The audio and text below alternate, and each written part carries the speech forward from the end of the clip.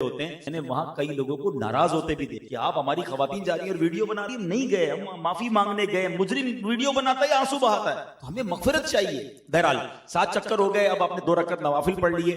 اب اس کے بعد آپ ملتزم پر اگر آ سکتے ہیں. ملتزم اس جگہ کو کہتے ہیں جو بالکل حجر اسود اور باب کعبہ کے درمیان چھوٹی سی دیوار کا حصہ ہے, یا تو اسے جا کر لپٹیں. چونکہ آپ احرام میں ہیں, خوشبو بڑی لگی ہوئی ہوتی ہے, تو بہتر یہ کہ لائن میں کھڑے ہو کر خاص دعائیں مانگے. ملتزم کی الگ دعائیں کتابوں میں لکھی ہیں, وہ دعائیں بھی آپ کتاب سے پڑھ سکتے ہیں. اس کے بعد آپ صفا مروہ پر آ جائیں. اب صفا مروہ پر آ کر پھر سعی کی نیت, وہ بھی کتاب میں لکھی ہے. سعی یاد رہے.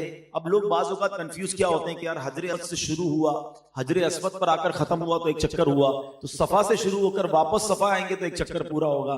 ایسا نہیں. صفا سے مروہ ایک چکر, مروہ سے صفا دوسرا چکر, پھر صفا سے مروہ تیسرا چکر. تو اس طرح 7 چکر کریں گے تو شروع صفا سے ہوگا اور ختم کہاں ہوگا؟ مروہ پر. 7واں چکر کہاں ختم ہوگا؟ مروہ پر. اس میں ایک بڑی اہم احتیاط, کوشش یہ کریں کہ سعی جو ہے وہ بیسمنٹ میں جا کر کریں, کیونکہ بیسمنٹ میں جو سعی ہے وہ پرانے زمانے کی اسی سائز کی, اسی حدود اربع کی سعی ہے. علماء فرماتے ہیں کہ زیادہ افضل یہ ہے کہ وہیں جائیں. اگر بیسمنٹ کھلا ہو تو ٹھیک ہے, ورنہ تو پھر ظاہر اوپر ہی کرنی پڑے گی. ایک اور بات یاد رکھنی ہے کہ سعی کے دوران گرین لائٹس آپ کو نظر آئیں گی, تو وہاں مردوں نے دوڑنا ہے. خواتین وہاں نہیں دوڑیں گی, لیکن مردوں نے یہاں دوڑنا ہے. بعض اوقات دوڑتے تو ہیں, پتہ نہیں ہوتا کیوں دوڑے. آئے اللہ کو ماں کی ادا ایسی پسند آئی ہے. بی بی ہاجرہ وہاں پر دوڑی تھی. بی بی ہاجرہ پانی کی تلاش میں, حضرت اسماعیل پیاسے تھے, کعبے کے سامنے تھے, اور ماں پانی ڈھونڈ رہی تھی ایک پہاڑ سے دوسرے پہاڑ. سوال یہ آتا ہے کہ پورا راستہ کیوں نہیں دوڑا, یہ اتنی ہی راستے کو کیوں دوڑایا جا رہا ہے؟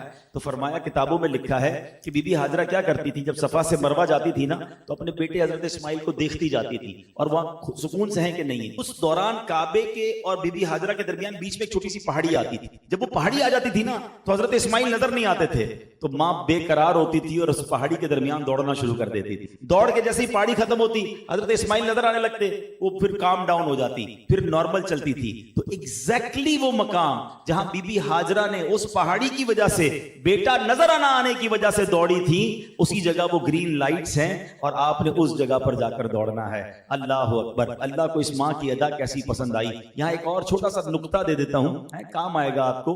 عقل مندوں کے لیے اشارہ کافی ہے. لوگ کہتے ہیں بزرگوں کی یادیں کیوں مناتے ہو, بزرگوں کا دن کیوں مناتے ہو, بزرگوں کی یاد میں کوئی پروگرام کیوں کرتے ہو. مجھے بتاؤ پھر حج کس چیز کا نام ہے؟ صفا مروہ میں اگر کوئی دوڑ رہا ہے, ارے یہ کعبے کا طواف تو نہیں ہو رہا, یہ تو ایک اللہ والی تھی, ایک ماں تھی. اللہ کو ادا ایسی پسند آئی کہ سارے حاجیوں کا حج ہی کمپلیٹ نہیں ہوگا جب تک صفا مروہ کے درمیان نہ دوڑے.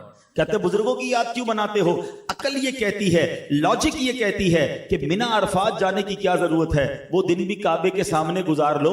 ارے جناب کعبہ زیادہ افضل ہے, مگر نہیں, اللہ والے, اللہ کے حبیب علیہ السلام نے منی میں راتیں گزاری, عرفات میں دن گزارا.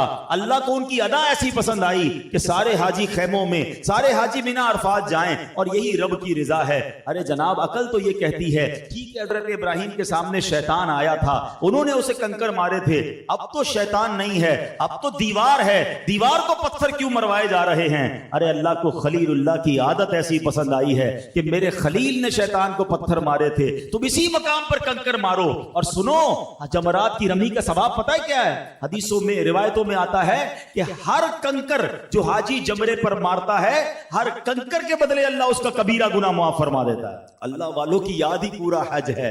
تو جس کو اللہ والوں کی یاد سمجھ نہیں آتی, پھر وہ حج کیسے کرتا ہے؟ تو بہرحال 7 چکر پورے ہو جائیں, یہ آپ کا عمرہ کمپلیٹ ہو گیا. ٹھیک ہے.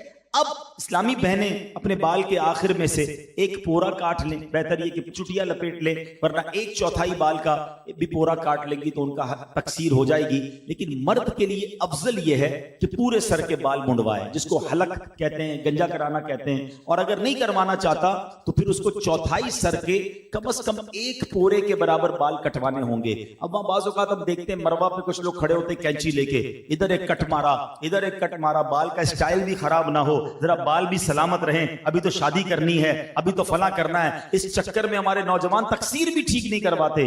یاد رکھو یہ بڑا سخت معاملہ ہے. اگر آپ کا حلق یا تقصیر پراپر نہیں ہوا, آپ احرام سے باہر ہی نہیں آئیں گے, اور احرام سے باہر نہیں آئیں گے تو پھر احرام کی پابندیاں اگر جاری رہیں تو کہاں تک معاملہ جائے گا. تو کوشش یہ کرے کہ یا تو گنجائی کروا دے.